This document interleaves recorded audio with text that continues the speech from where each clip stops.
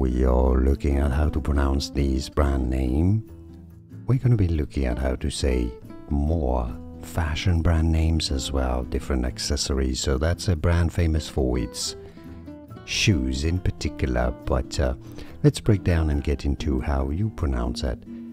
So doctor or doctor in American English. Some say it as doc as well. Then the name itself is said as Martens.